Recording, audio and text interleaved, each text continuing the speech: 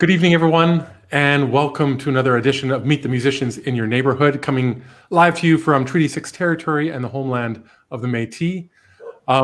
Before I introduce our wonderful guest tonight, I once again want to draw your attention to our Facebook page and our other social media, where we are highlighting and showcasing music of underrepresented composers. And not only is it a chance to discover this great music, but also to challenge our biases and what it means for classical music in our community and around the world. So I encourage you to check that out.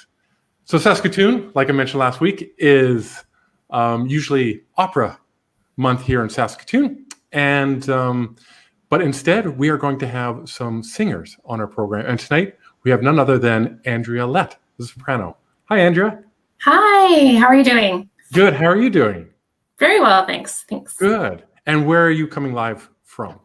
Right now I'm in Winnipeg, so that's where I'm based right now. So just hanging at the house in Winnipeg. Great.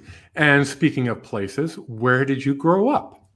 I grew up in Prince Albert, Saskatchewan, which is an hour and a half north of Saskatoon. Okay, so we can consider you one of our Saskatchewan born and bred musicians. Absolutely, yeah. Great. And so you're kind of from the neighborhood, but also the expanded Canadian neighborhood as well. Yeah. Now, you and I have worked a couple of times together. The first time in La Boheme, 2 years ago, I believe it was, 2 years ago. Yes. With the Saskatoon Opera. Yeah. And then last year, not this season, but last season with Mozart's Requiem. Yes. So it's been a great chance to get to know you, and especially in the opera where we spend 4 or 5 weeks together. Mm-hmm. How do you juggle your career in terms of, stage work and opera work and everything in between?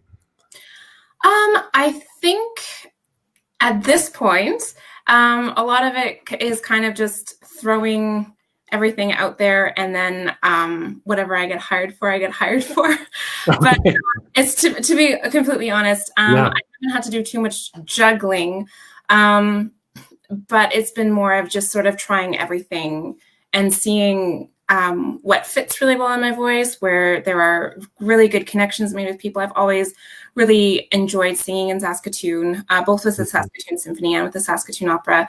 I did back, I want to say it was 2015, I did the school tour with Saskatoon Opera of Hansel and Gretel. So that was, so fun getting to travel sort of. We did a bunch of shows in Saskatoon, but we also did some in Regina. We did some in North Battleford. Like, we kind of went around a little bit as well. And it was really just quite fun to come back home, because I still do view Saskatchewan as my home, where I grew up. There's so many familiar places and memories for me. So yeah, it's at this point, it's less about juggling and more about sort of seeing what's out there and trying to make it all stick. Yeah, and talking about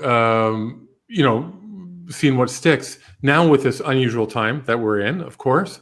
How have you used this time? Obviously, you're like all of us. We're not performing live. What have you been up to? I know that you have a husband and a kid.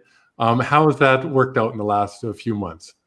Well, I've learned a lot of things. I've learned that I'm not a kindergarten teacher. At heart, that is not my life calling, and I really respect those who are educators, particularly for early years. But it's been a lot of, we spend a lot of family time together these days. We learned to ride a bike without training wheels and things like that. So that was those are big steps, big family moments. My husband's working from home right now, and I've been sort of homeschooling every other week, and I did some painting of the house. Of the house, not a backdrop. No, not art. We did a mural on the garage. My husband drew it. It's quite artistic, actually, and then I just helped paint it in. Yeah, I'm starting a project with like an online project. We just had our first meeting last night with Manitoba Underground Opera, and so it'll just be like sort of a live. Everything will be distance, and it'll all be put together. We'll record it separately and stuff. So like things like that. Yeah, I think. Oh, go ahead. Oh, no, sorry. I was just This is a really interesting project that it sounds like a very interesting project. How have you found to able to express your creativity and use your skills in different ways? We all have had to adjust in a lot of ways, but explain more this really interesting project and also other ways that you've expressed your creativity. Well, this one in particular, it's called Green Envelopes. So it's sort of a series of letters from World War I between this girl and this fellow. And because of that, we don't have to be in the same room ever. We're reading these letters, and there's a lot of like historic headlines and stuff like that that are coming into play as well. And so reading the letters and then songs that correspond with them. So you're singing and then reading, and we've got, there'll be like a pianist who will record the stuff ahead of time. And then we sort of sing it over top, like with one earbud in and record it. I'm really excited. We had our first meeting and read through last night. Okay. So I imagine that it will be quite interesting to actually, start that process and just realize what works and what doesn't work. And of course it's technology. So that means that, there's going to be some hiccups, and that's okay. We're all doing this for the first time too. So, but as far as expressing my creativity in other ways, I would say that teaching Jackson little songs, like I make up songs to help with concepts. So I have a few favorites, like 1 + 1 is 2, and 2 + 2 is 4, and then 3 + 3 is 6, and 4 + 4 is 8, and 5 + 5 is 10, and we do jazz hands. It's really fun. Fantastic. But yeah, so I think that's been kind of fun, and like he'll pick some letters in the morning, and I'll write them down, and then we go for a walk to the park or something like that. And we try to find things that start with those letters. So we're on, like this is a tree. So do we have what does tree start with? Is it T? Do we have T on our list? So it's been a new way of thinking for me. I take this for granted. And a new way for Jackson as well to learn. I mean, kindergarten teachers do an amazing job with so much creativity, but to have, his mom do stuff that is musically based, and I mean, the song that you just sang was fantastic, and I bet that really sticks with them, and it will stick with him I hope so.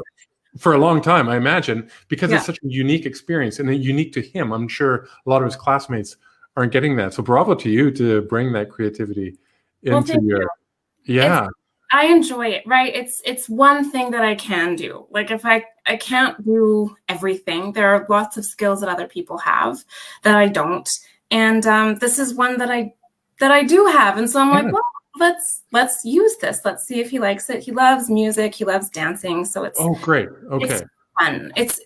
We've done some, and we'll see. We'll go back to grade 1 and all kind of levels. And in that case, I think that the teachers are going to have, just a lot of new challenges too when that happens, to sort of like see where people are at and work with the kids that way too. So great. We already have a lot of comments and questions coming in. And Doig says hi. Joan Stevens says hi. Carla Campbell says, I played in the SSO back in the day with your dad. So great to follow your career. What did your dad play in the SSO? My dad played tuba. Oh, okay. Yeah, I remember when we were at the SSO office, we did in Mozart Week one time. There was we did a concert at the old office on, I think it was 20th Street or 21st.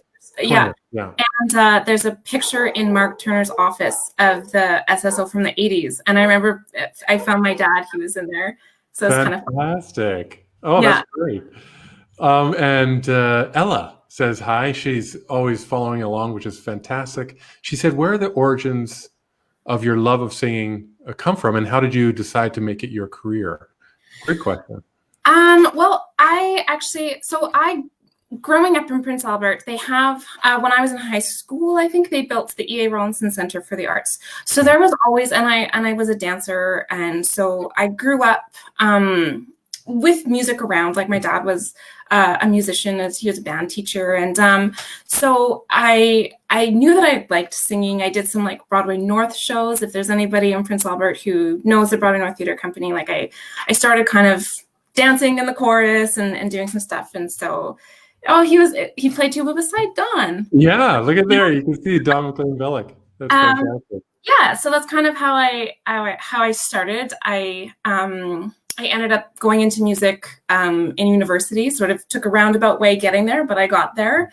And but I think that in Saskatchewan, there are a lot of opportunities for people to be exposed to the arts, which I'm really grateful for. Even if it's not something that you're pursuing professionally, I think that there are a lot of opportunities, and that was something that I was always really lucky to have. Mm-hmm. Well, that's interesting that the Arts Center opened when you were in high school, because like you say, so many communities in Saskatchewan have such a strong arts base.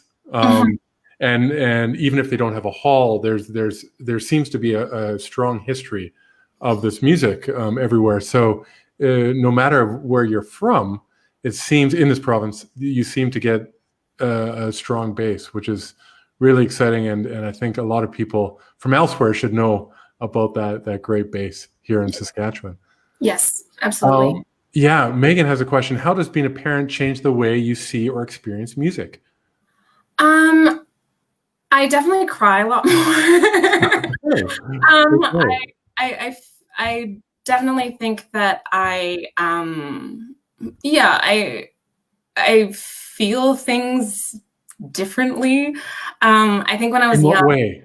I felt like I was like previously. It's like you're like it's about the singing and the music and the this and that, and sort of as you become more, you grow more into who you are, you realize that it's about the human experience and about these complex situations that are not always black and white. And you sort of see the duality of like, sometimes you're hurting, but you're also happy. Like that's a lot of what it is. Like there's this beauty, but it's also very sad. And because it's sad, it doesn't mean that it's not love, like gorgeous and beautiful. Right. And because it's gorgeous and beautiful, it doesn't mean that it's not tragic. Right. So you see these, this sort of the mix of emotions that you can have at one time. And I think that really sort of at least for me, it has deepened my understanding of what it means to be a human. And to feel that empathy, and because you're always trying to kind of understand where a kid is coming from. Right. And sometimes it's not always from a defiant place, although sometimes it feels like it. So you're trying to figure out where they're coming from, why they're feeling what they're feeling, if you can help out with that. And so that sense of empathy has, I think, really grown in me since,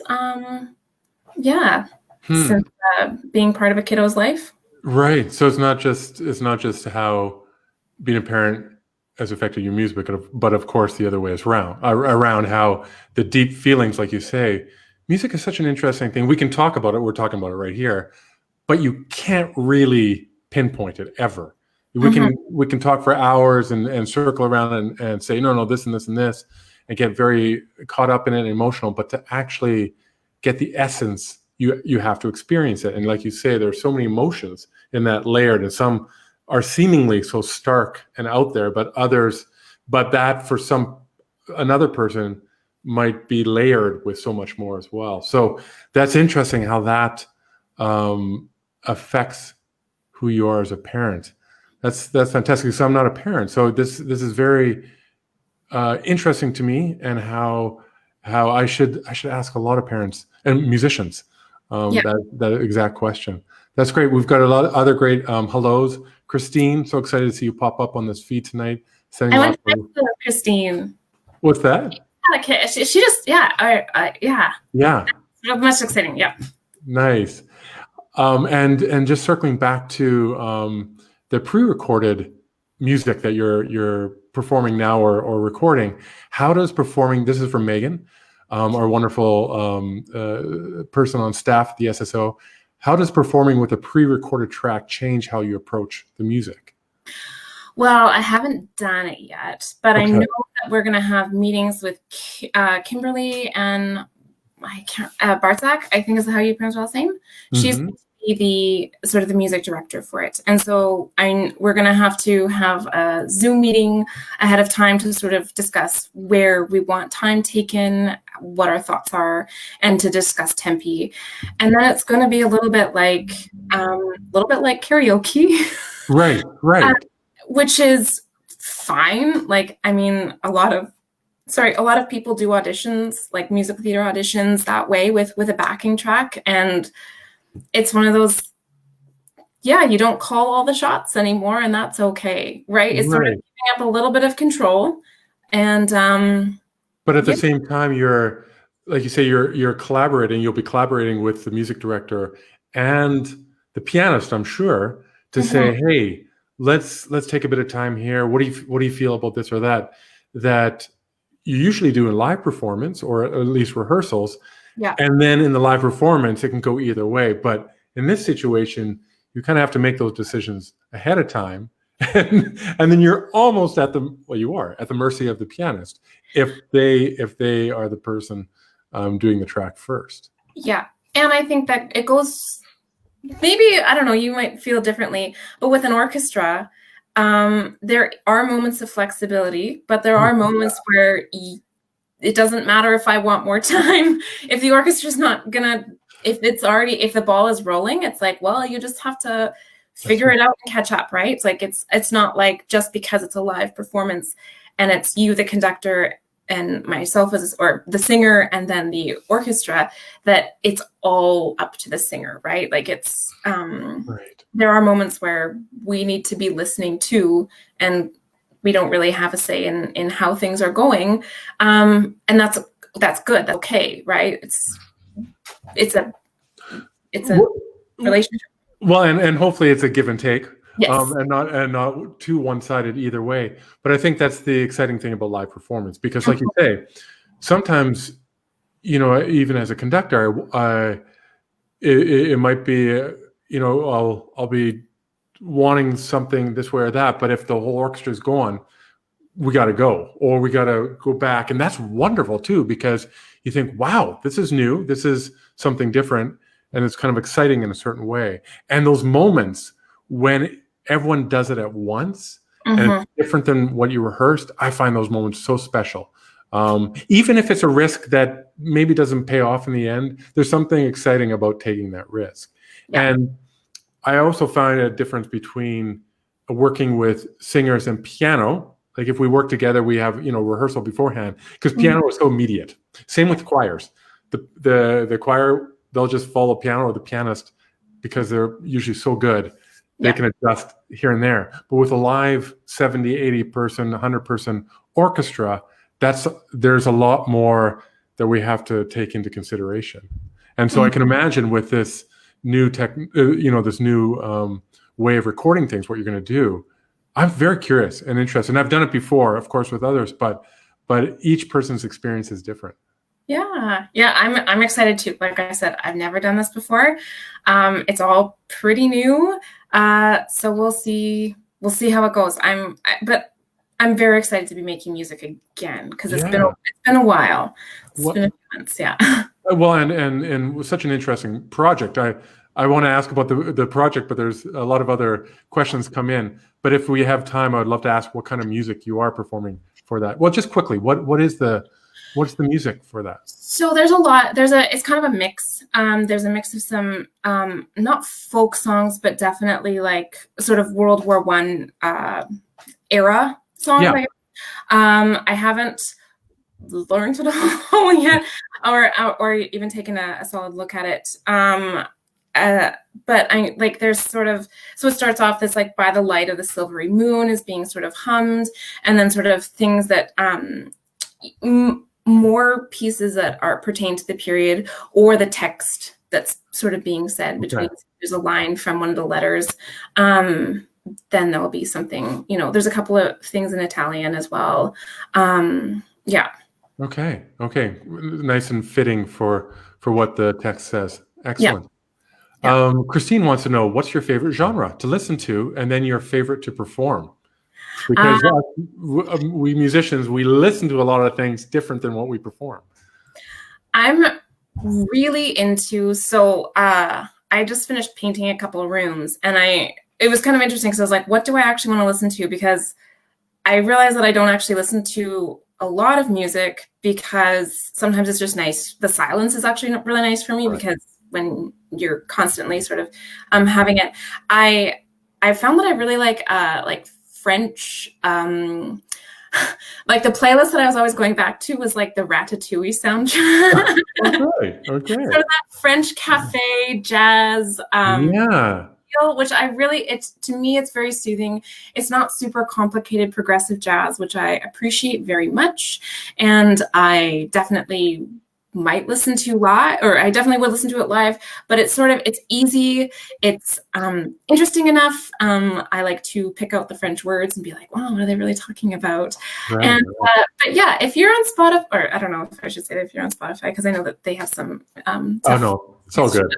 Anyway, when I go onto my Spotify playlist, if you find a Ratatouille soundtrack playlist or Ratatouille inspired things, that's something that I really like. I've also been watching a lot of Ratatouille. There's a 5-year-old in my life, and he really likes to cook. And it's about a rat who wants to cook. So so that's been my favorite genre lately. Okay. To sing and perform. I definitely feel really at home these days with Verdi or Puccini. I'm lighter. I know that. I'm not going to be singing anything crazy. But the last opera gig that I had was covering Gilda in Rigoletto. Okay. And I really found that to be quite fun to sing. I do like singing Donizetti, like that bel canto, like that beautiful, anything that makes the voice just sound really, that's written very beautifully. I would say my dream role is probably lyrically in that style, Lucia, like from Lucia di Lammermoor. But yeah, singing Puccini in Saskatchewan was really fun. And it sounded so fantastic. That was really wonderful having you and who's Mimi? France Belmar. Oh, France, yeah.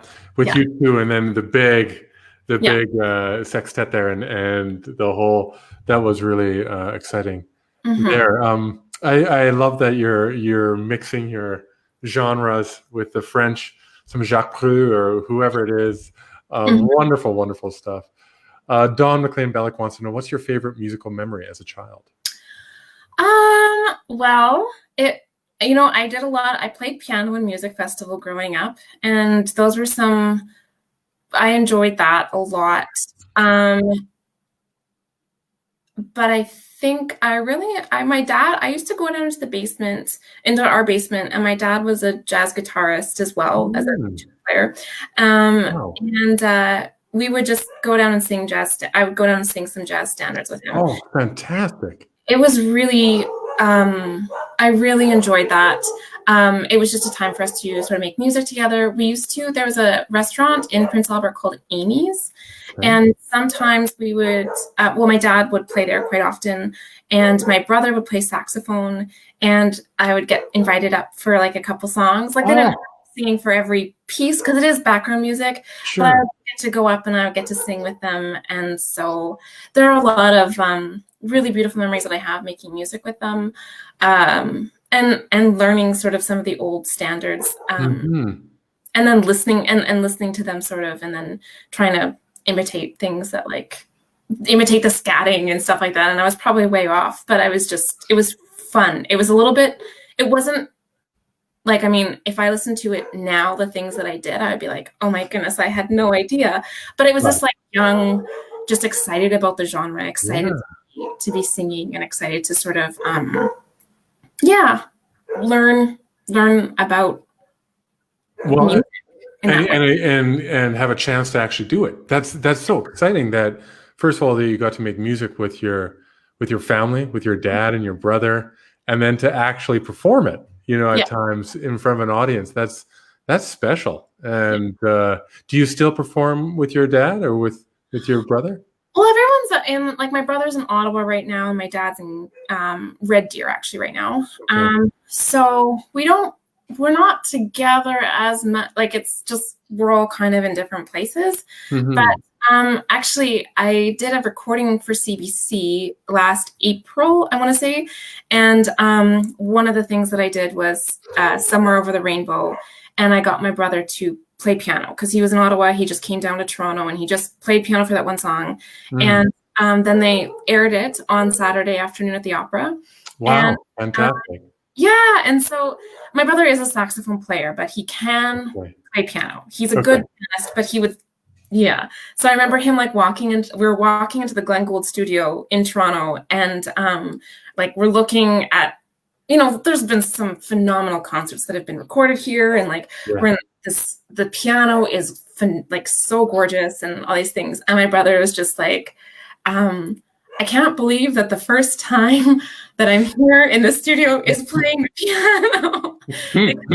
He's a saxophone player, but I just, that was really special for me to make music with him that way. Yeah, for sure. Joan Stevens says, Rover, be quiet. I know, those are my two dogs. So you have one with you in the room right there, right? No, she left. Oh, she left. Okay. Yeah. Okay. But we've got two dogs. They're rescues, and they're guarding the house. But they're good dogs. They're really good dogs. They're just loud. And I'm sure they're loving the extra time right now with all the walks and all that. All the walks, yeah. They've got lots of energy to spare. So when you're traveling, and as a musician and as a singer, you obviously travel a lot. Maybe not the last 3 months or the next 2, but how do you deal with missing family, missing your pets, and how is that? Well, the last opera contract that I did in Edmonton, I actually took our one dog, Cleo, with me. We didn't have a second dog at that point. Okay. So I took her with me, and that helped a lot. It was, and where I was staying was kind of right by the river valley. So I got to go down and walk her sort of by the river every morning. So it would go for about a 2-hour walk every morning before. Oh, wow. So yeah. And I think that was really good for me, because it does get hard. And I knew that there were a lot of moments that I was missing, that it's not easy. And I think I was really lucky in that cast as well, because I think pretty much everybody in that cast was either married or engaged or very close to being engaged. Okay. And so we all kind of understood what everyone was going through. And we all got to be very excited when everyone's kind of significance came. So I remember there was one night we went out for drinks, and someone was saying my husband comes in tomorrow night, and I'm so excited. And we were all knew what that meant, we were all very happy for that person, right? So I think that was one of the only times that's ever happened. Okay. But, so I think that was really, really fun, but it's not easy. Obviously technology makes it easier because you can FaceTime, Skype, Zoom with your partners and whatnot. But you definitely enjoy the time that you spend at home a little bit more, and you sort of cherish that time. And it's interesting because you're not on the road, you're not working, you're not performing, but you learn to love that part of it. And then you learn to love the part of working because you're doing something that obviously you love very much, but it doesn't mean that it is like super easy all the time. Right. Yeah. Even if you love doing what it is, there's obviously a lot of challenges to that. And it's interesting how we're talking about being away from family, but in the opera world, especially when you get together for 2 months or whatever it is, the run up of the production, that becomes your family for that intense amount of time, doesn't it? Yes, it does. And I think that I imagine it gets probably, I mean, you ask the same questions, right? Like you feel like you're kind of always getting to know people. And I imagine when you are working with the same people again, well, actually, no, when you work with the same people again, it is very nice too, because you have somebody that you have met before, that you've had a previous experience. So it's not like you're just constantly meeting new people and having intense like friendships built and then you never see them again. It's always very exciting to see them again. The first time I met Marcel, actually, who played Rodolfo in he was the main tenor. I actually met him in 2012. We did National Youth Choir together. Okay. I remember you guys saying that. That's right. Yeah. Yeah. And so then there were a couple times where I'd spent some summers in Halifax and he'd do a recital or something like that. And then I would go and watch him. And it was kind of fun. The fact that like we'd known each other for probably like 6 years at that point, and just kind of like in and out of each other's sort of cities and lives, and circles and stuff like that. So, and that's a really great part about the musical community, especially in Canada, because it's a bit smaller, is that you do run into the same people over and over, but in different cities. You know, you'll be in Vancouver doing a festival or whatever it is, and then all of a sudden, hey, I haven't seen you for 5 years. And then you might work intensely for someone with 2 years. It's just, it's this mix of going back and forth. And it's exciting. It's exciting for soloists and for a lot of musicians. Yeah. Well, it's about 7:32. So I guess we'll wrap things up. I often ask people for a musical joke if they have one, but I don't want to put you on the spot because we didn't talk about it afterwards. So I will not, from the look in your face. We'll leave it at that. Thank you. But I think your dog spoke really well with all of that. So that's fine. And for all of the rest of you out there, just want to say that on Thursday we have Brendan Friesen, bass baritone coming up, and then other singers, Spencer McKnight, Lisa Horning, and others coming up. So please stay tuned for that. And Andrea, thanks so much. Thank you so much for having me. Yeah, stay well. Say hi to Caleb and Jackson, and we'll hopefully see each other live in person soon. Sounds good. Thank you. Okay, take care. Okay. Bye, everyone.